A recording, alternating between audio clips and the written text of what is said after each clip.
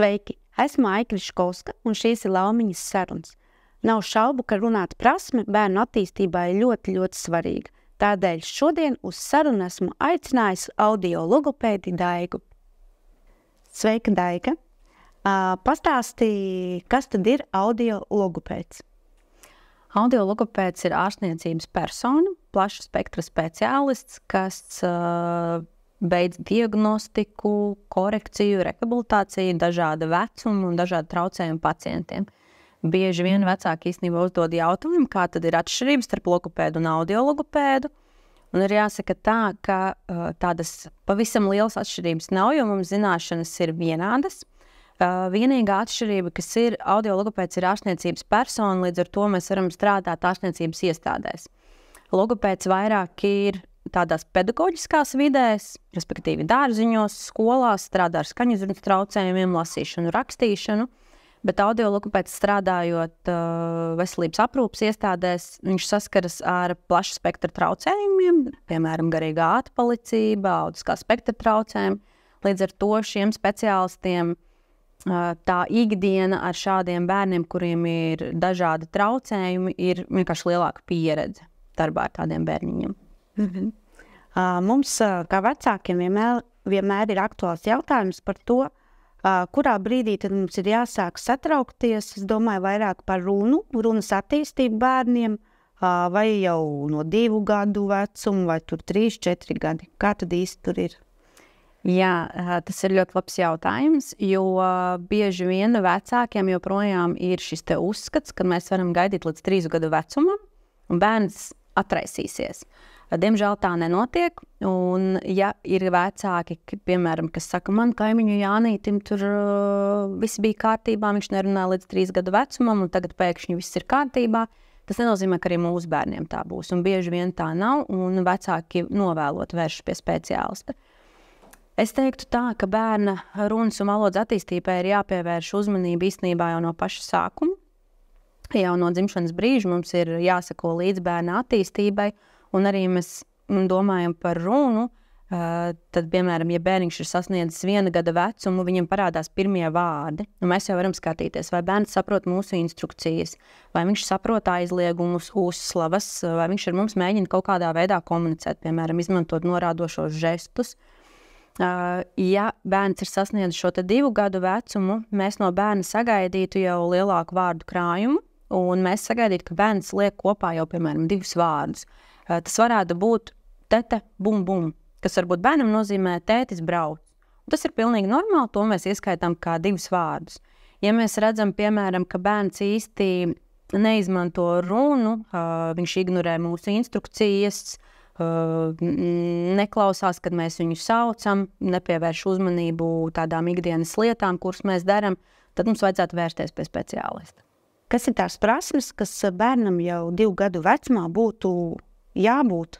Bērnam, protams, būtu jāspēj atsaukties uz savu vārdu, pašam nosaukt savu vārdu, viņam būtu jāsako līdzi instrukcijām, viņam būtu jāveido šīs 2 vārdu frāzes, un viņa vārdu krājumam vajadzētu būt pietiekamam, lai pat ja bērns iespējams nevar izrunāt sarežģītus vārdus, bet viņš vismaz var parādīt šīs lietas. Mums ir arī, protams, jāskatās sadarbības prasmes, vai bērnam patīk būt vienam pašam, vai viņam ir kaut kādi uzvedības traucējumi. Un šeit runājot par šo tēmu, ir ļoti svarīgi pieminēt faktu, ko reizēm vecāki palaiž garām. Vecāki uzskata, ka audio logopēds un logopēds būs speciālists, kas strādā tikai ar skaņu izrunu, bet tā nav. Mēs esam speciālisti, kas strādā gan ar dzirdes traucējumiem, gan ar bērniem, kuriem ir garīgā atpalicība, autiskā spektra traucējumi un dažādi citi attīstības traucējumi. Līdz ar to, tad, kad mēs novērtējam bērnu arī šajā 2-gadnieka vecumā, mēs novērtējam to kopainu. Tātad, kā viņš reaģē uz lietām, vai viņš atkal seko tām pašām instrukcijām līdzi, vai viņš spēj izteikties, ja viņš nerunā, tad viņam ir jānorāda uz lietām atkal tām pašām bildēm. Un šī ir ļoti svarīga lieta, kas būtu jāņem vērā vecākiem. Kur es kā vecāks varu iepazīties varbūt saturu vai instrukcijas, tad kas tad kurā vecuma posmā manam bērnam būtu jāzina? Ja vecākiem ir vēlme, viņi var iepazīties ar bērnu attīstību un, teiksim tā, hierarhiski, kam būtu jānotiek. To viņi var izdarīt bērnu slimnīcas mājaslapā, kur viņi arī var iepazīties ar visiem attīstības posmiem un tiem sarkanajiem karodziņiem, kam būtu jāpievērš uzmanību. Kā notiek izpētes process un arī sadarbība tālāk gan ar vecāku, gan ar pirmsskolu, tad, kad vecāks ir aizgājis pie tevis ar bērnu?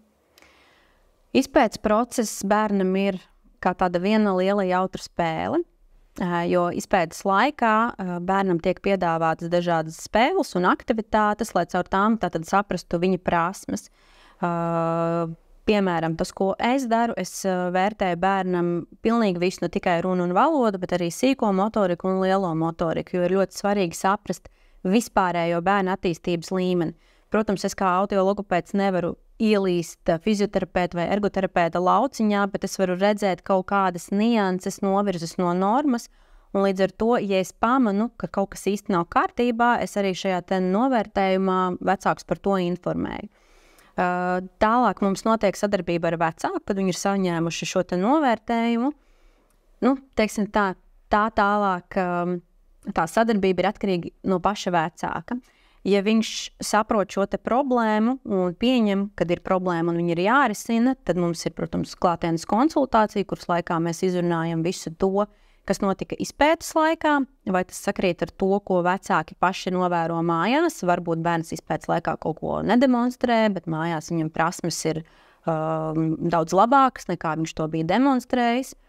Un mēs ar vecāku arī norunājam, kā labāk palīdzēt bērnam. Varbūt vērsties pie kāda papildus speciālista. Piemēram, tas varētu būt bērnu neirologs vai psihiatrs, kas tālāk attiecīgi nosūta varbūt pie psihologa, lai veiktu intelekta izpēti vai veiktu šos ADUS testus, lai saprastu, vai bērnam tiešām ir autistiskā spektra traucējumi, vai tās ir tikai atsevišķas iezīmes, bet patiesībā viņiem ir smagi valodas attīstības traucējumi. Bet, protams, ir arī šie bēdīgie stāsti, ka gan pirmskolas izglītības iestādes personāls, gan arī, pieņemsim, es kā speciālists redzu, ka bērnam ir šīs grūtības, un vecāki, diemžēl, viņas nepieņem. Un tas, kas notiek realitātē, vecāki tik ļoti nepieņem šo, ka viņi reizēm pat maina izglītības iestādi, jo viņi nevēlas pieņemt patiesību, un viņi tādā veidā kaitē pašam bērnam. Jo bieži vien šis pieņemšanas periods vecākiem ilgst gadu vai pat 2, ja līdz viņi vienā brīdī netiek galā ar bērniem. Bērns kļūst, piemēram, pārāk agresīvs, neklausā, rīko histērijas, krīt gar zemi, varbūt dara pāri ne tikai citiem, bet arī sev. Un tas ir tas brīdis, kad vecāki saprot, man ir nepieciešama palīdzība. Un, kad viņi vēršas pie speciālista, protams, notiek visa attīstība uz priekšu, bet jāsaka tā, ka jo agrīnāk mēs uzsākam šo agrīno intervenciju, jo labāk arī ar bērniem ir vieglāk strādāt, kad viņi ir mazi. Viņi labprāt spēlēs un sadarbojas ar pieaugušo, bet jo lielāks bērns, jo ilgāks periods mums paies, līdz mēs pierausim klātam viņa līmenim, kādam viņam vajadzētu būt. Kas ir tie jautājumi, ar kuriem vecāki vēršās pie tevis? Tas ir atkarīgs no bērna vecuma. Maziem bērniem līdz 3 gadu vecumam parasti vecāki vēršas ar sūdzībām par to, ka bērns īsti varbūt nereaģē uz kaut ko, īsti nesaprot un teiksim tā, neklausa vecākus. Ap 3 gadiem jau parādās šie skaņu izrunas traucējumi. Un tad, kad bērns sāk runāt, tad arī labāk var saprast, vai viņam ir pietiekami attīstīta šī valoda, tad vai viņam ir pietiekams vārdu krājums. Ja mēs skatāmies arī vecākus bērnus, piemēram, 5, 6, 7 gadi, kas jau tuvojas skolas vecumam, šeit mums arī parādās dažādas uzvedības problēmas, bērniem parādās hiperaktivitāte, uzmanības deficīta traucējumi, arī sapratnes traucējumi, var parādīties arī grūtības bērnam apgūt burtus. Iespējams, ka audzinātāja grupā pamana, ka viņam ir atmiņas traucējumi, un šīs ir tās problēmas arī, ar kurām vecāki var vērsties pie speciālista. Un pēdējā laikā īstenībā tāda ļoti liela problēma, vismaz ar kuru es saskaros savā praksē, ir stostīšanās. ka bērniem ir dažādas pārmaiņas. No viņiem mēs prasām īstenībā ļoti daudz. Viņiem dārziņā ir pārmaiņas, varbūt mainās personāls, mainās vide, tūlīt būs skola, varbūt ģimenē kādas grūtības. Un parādās šī tostīšanās, ar ko vecāki netiek galā. Varbūt tu vari mums pastāstīt vairāk, tad, kas liecina, ka bērns sāk stostīties? Ar stostīšanos īstenībā ir ļoti sarežģīti un interesanti, jo stostīšanās viņu mēs varam iedalīt vairākās fāzēs. Un ir mazi bērniņi, piemēram, līdz 3 gadu vecumam, kas var sākt stostīties. Bieži vien tas ir tāpēc, ka viņi ir uzsākuši dārziņu gaidi. Tad ir lielas izmaiņas, bērnam ir trauksme, nemieris. Protams, ja mēs tagad izslēdzam šos neiroloģiskos traucējumus, bet vienkārši runājam par emocionāliem traucējumiem. Šī stostīšanās var arī pazust vienā brīdī, kad bērns jūtas pietiekami droši un komfortabli, bet stostīšanās atkal var parādīties. Bērniņam augot, piemēram, tie paši 7 gadi gatavošanās skolai, atkal mēs no viņa prasam kaut ko vairāk. Bērnam šī stostīšanās var parādīties, un viņa var parādīties nevis kāda viņa bija, varbūt, kad viņš bija 3-gadnieks, bet viņa var kļūt sliktāka. Tad bērns var sākt stostīties, viņš varbūt lieto ļoti daudz iespraudumus. Viņam parādās arī sasprindzināt muskultūra, bērns atkārto vārdus vai zilbes vai skaņas vairākas reizes. Viņam var būt grūtības uzsākt runu. Un šīs lietas var parādīties pēc tam arī 11 gados. Un kāpēc es teicu, ka stostīšanās ir interesanta, jo bērns var iziet cauri visām šīm fāzēm, un viņš var arī iestrēgt kādā fāzē. Un viņš var arī vienkārši palikt un viņš stostās. Un ja vecāki novēro šīs grūtības, viņiem noteikti ir jāvēršās pie speciālista. Tie vecāki, kas vēršās pie manis, protams, mēs veicam pilnu diagnostiku, mēs arī piesaistam neirologu. Un mēs piesaistam arī psihologu, vēlams bērniem arī iet uz smilšu terapiju, piemēram, ja ir bijusi kaut kāda trauksme vai pārdzīvojumi, kas to ir izraisījis, tad šie speciālisti kopā kā komanda strādājot var palīdzēt tādam bērniņam. Protams, katram mums vecākam ir tas bērniņš pats mīļākais, pats labākais, un dažreiz aiz tās lielās mīlestības vecāks tā kā baidās iet pie tevis kā speciālista. Tad mans jautājums būtu tāds, kad kā iedrošināt to vecāku, motivēt, lai viņš tomēr aiziet? Īstenībā tas ir ļoti sarežģīti, jo tiešām ir ļoti daudz vecāki, kurus mēs varam mēģināt pierunāt un pārliecināt, un viņi piecirtīs kāju, un viņi vienkārši negribēs, lai gan viņi paši saskata problēmu. Bet es teiktu tā, ka mums ir vienkārši jāliek fokus uz to bērnu, jo mēs to darām bērnu dēļ. Un tas, ko es vecākiem parasti saku, ka ja tiešām viss izpētes laikā ir kārtībā, tad jūs vienkārši zināt, ka viss ir kārtībā, bet ja es pamanīšu kaut kādas grūtības, kaut vai sirdsmieram, vecākiem, pedagogiem, kā speciālistam, vecākiem ir jāizsūta tālāk bērns, varbūt uz to pašu dzirdes centru, vai pie neirologa, vai pie psihiatra. Man pašai arī ir bijuši gadījumi, kur es pamanīju bērniņam iezīmes, ka viņam ir autiskā spektra traucējumi. Bet, protams, lai par to pārliecinātos, tā kā es diagnozi nevaru uzlikt, es viņu sūtīju tālāk, lai viņš veiktu šīs izpētes. Un, kā jau tu teici, katram vecākam savs bērniņš ir pats mīļākais, un viņš viņu grib satvert un nelaist prom un negrib nekādas problēmas pielaist klāt. Bet šajā situācijā vecāki, diemžēl, nodarīja pāri bērnam, jo viņiem šis nolieguma periods bija pietiekami ilgs. Un tieši šo bērniņu pēc 2 gadiem es sastapu savā kabinetā, un viņam jau bija diagnoze. Protams, man ir prieks, ka vecāks tomēr bija vērsies pie speciālista, bet tāpat laikā, ja mēs paskatāmies šo laika periodu, 2 gadi priekš bērnu, tas ir īstenībā ļoti daudz. Un mums ir ļoti svarīgi agrīni jau palīdzēt tam bērnam, lai viņš spētu integrēties arī mums sabiedrībā, ja viņam tiešām ir ļoti smagi traucējumi. Kas ir šobrīd visbiežāk pieļautās kļūdas no vecāku puses tieši? Viena no kļūdām ir tāda, ka vecāki pirmkārt neiesaistās darbā ar bērniem. Viņi domā, ka šis speciālists iedos brīnumu tabletīti un visas problēmas pagaisīs, bet tā diemžēl nenotiek. Un vecākiem arī ir jāiegulda liels un smags darbs bērna attīstībā, ne tikai pirmskolas izglītības iestādei. Un šī problēma, ar kuru mēs sākam saskarties, kad šie bērniņi, kuriem ir dažādi attīstības traucējumi, viņiem ir nepieciešama papildus vai cita veida palīdzība, ko, diemžēl, nevienmēr pirmsskolas izglītības iestāde var nodrošināt. Piemēram, ja mēs runājam par tiem pašiem bērniņiem, kam ir autiskā spektra traucējumi, mums ir jābūt atklātiem. Ne visi pirmsskolas izglītības iestādē zina, kā šiem te bērniņiem strādāt. Un katrs no šiem te bērniņiem, kuriem ir autiskā spektra traucējumi, viņi ir dažādi, viņi ir atšķirīgi. Un katram ir savas prasmes, katram ir savas vajadzības un attīstības līmenis.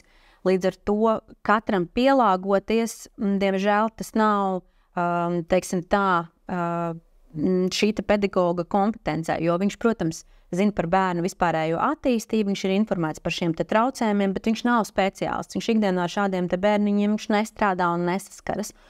Un te mēs nonākam pie tās problēmas, ka tad, kad dārziņš vadība vai šis pats speciālists rekomendē vecākiem meklēt papildus palīdzību, piemēram, šie te logopēdiskie dārziņi, vecāki bieži vien uzskata, mans bērns ir nevēlams. Manu bērnu negrib, manu bērnu grib izmest no šīs te iestādes, bet tā nav. Viss, ko mēs vēlamies šim te bērniņam palīdzēt, un mēs redzam iespēju, kā to visu izdarīt. Piemēram, logopēdiskajā dārziņā bērnam ir iespēja bezmaksas saņemt logopēdu konsultācijas, vēl pie tam vairākas reizes nedēļā. Šis te personāls ir apmācīts, kā strādāt ar šiem te bērniņiem, kādas metodas pielietot, un šī ir lieta, ko vecākiem ir grūti pieņemt, jo viņi apzinās, ka, pieņemsim, šādā te logopēdiskajā vidē ir bērniņi ar traucējumiem. Un te mēs īstenībā atgriežamies atkal pie tās pieņemšanas, ka vecākam ir grūti pieņemt, ka manam bērnam ir grūtības, viņš neatbilst savam attīstības līmenim, viņam ir nepieciešama palīdzība.